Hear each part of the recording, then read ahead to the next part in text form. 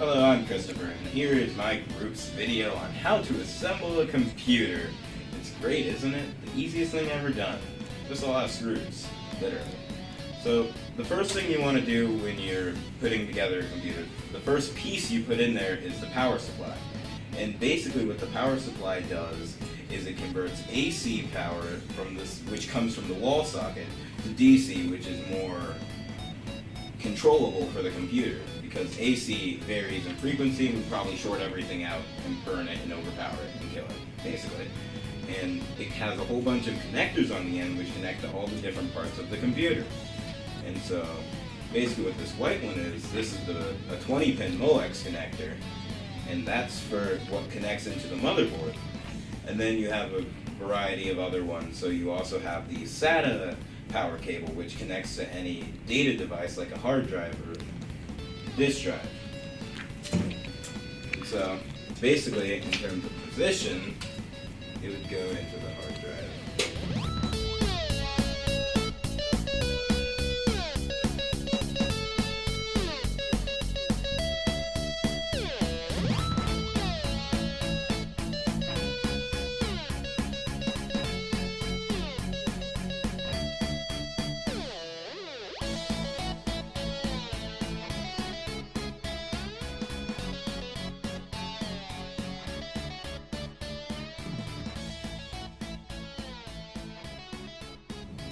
Okay, now we're going to put in the motherboard.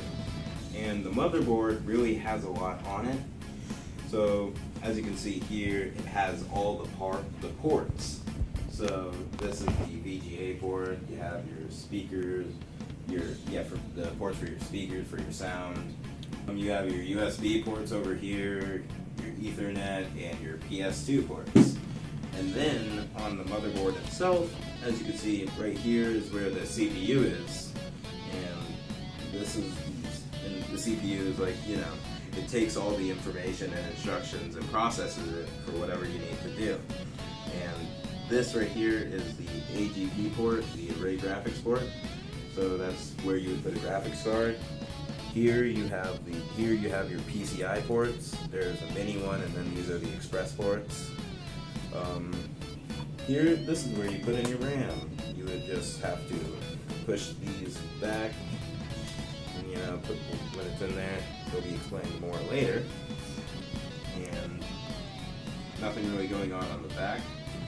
And as another part of the motherboard, it's referred this side where the CPU and the RAM are is referred to as the north side, because a lot more data goes through there, and then the south side, where you would put any like attachments or anything that isn't exactly required, would be on this side.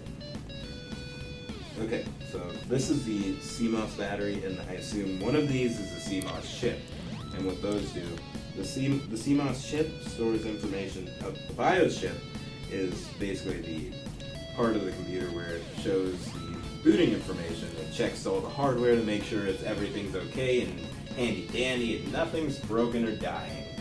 And the CMOS chip stores all the setting information, like your date and time.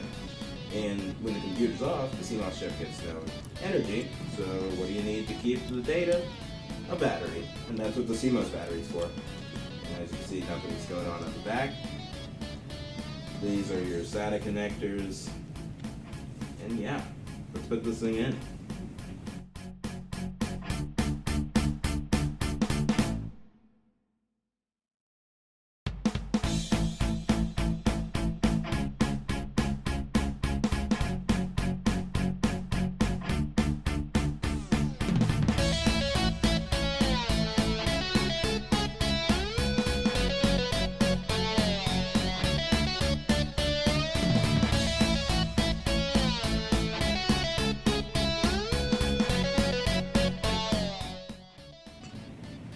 Hi, I'm John Wiggins, and I will be doing the heat sink and the RAM.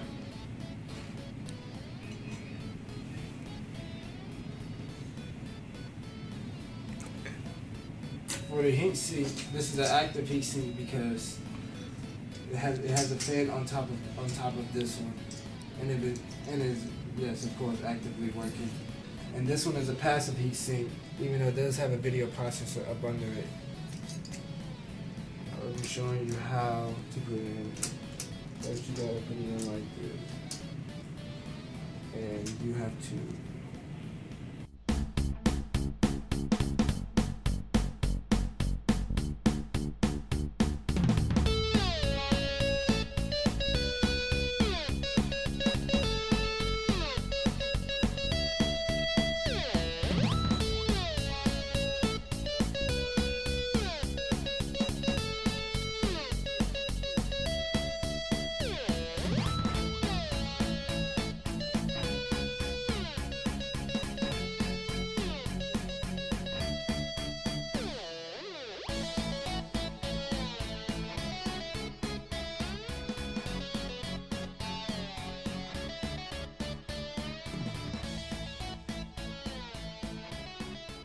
now I'll be doing the RAM, which is the random access memory.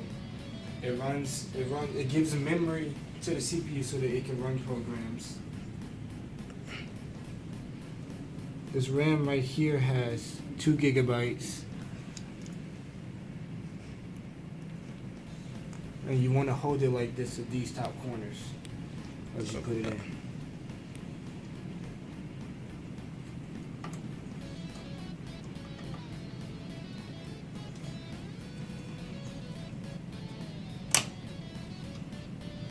There it is.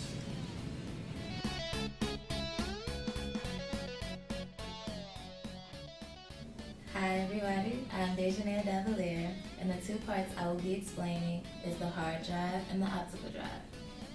So what we have right here is our very own hard drive. The function of the hard drive is it's the computer's primary storage location for all of the data. It stores everything from music to files to photos. This is the SATA cable and it connects it to the motherboard. The other connection you will be hooking up to the hard drive is the cable that gives it power and connects to the power supply.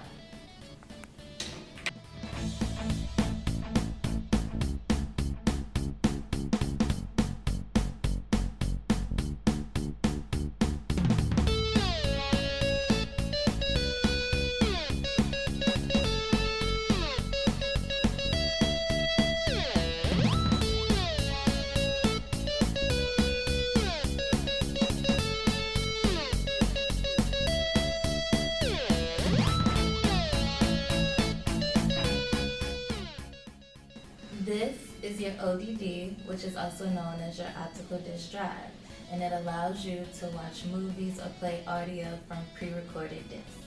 It uses a laser light to read data from or write data to an optical disc. And it too has its own connection to the SATA cable that connects it to the motherboard.